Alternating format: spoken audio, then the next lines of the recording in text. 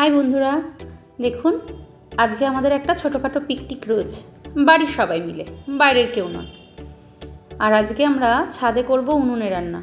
কিন্তু আমি তো আগে কখনো উনুন ধরাইনি, পাচ্ছিলামই না। পাশের বাড়ি কাকিমার কাছ থেকে শুনে যাই হোক করে ধরালাম।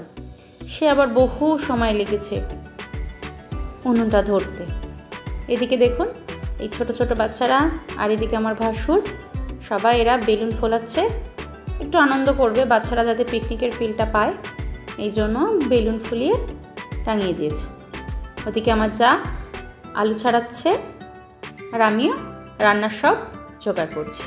কিন্তু আজকে পিকনিক তো হচ্ছে দুপুরে, কিন্তু দুপুরের মেনুটা কি এটাই হচ্ছে সাসপেন্স।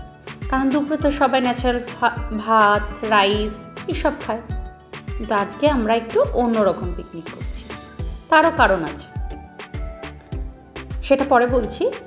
যাই হোক দেখুন কি সুন্দর গাছের তলায়, এটা আমার ভাসুরের ঘর, সেই ঘরের ছাদে আমরা করছি পিকনিক। এই যে প্রথমে আলু ভেজে নিলাম লবণ হলুদ দিয়ে। এইবার তো বুঝতে পেরেই গেছেন যে আমি কি রান্না করব। যাই হোক এই পিকনিকের ফাঁকে ওরা আবার একটুখানি ফল খেয়ে নিচ্ছে। হ্যাঁ, এবার বলি মেনুতে। মেনু হচ্ছে আলুর দম আর মটরশুঁটির কচুরি। হ্যাঁ, কেন এটা আমরা রাত্রে করছি না? কারণ ময়দার তৈরি খাবার রাত্রে খেলে হজম হয় না আমাদের, এই জন্য।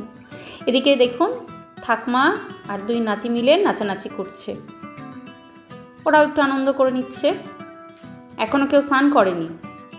এদিকে আমি পুর ভরে নিচ্ছিলাম, কারণ খাওয়ার সময় হয়েছে, প্রায় 2টো মতো বাজতে যাচ্ছে, তাই সবাই তাড়াতাড়ি স্নান করতে গেছে। আমি একাই এগুলো রেডি করে নিচ্ছিলাম।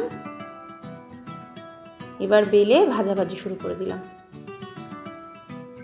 দেখুন আজকে বেশি কিছুই করিনি, মটরশুঁটির কচুরি, আলুর দম আর মিষ্টি। বাড়ির কর্তাদের ভিডিওটা করাই হয়নি। এরপরে আমি আর আমার যা খেতে বসেছি, আগে বাচ্চা দুটো খেয়ে নিয়েছে, ব্যাস আমাদের খাওয়া দাওয়া শেষ। আপনাদের ভিডিওটা কেমন লাগলো জানাবেন।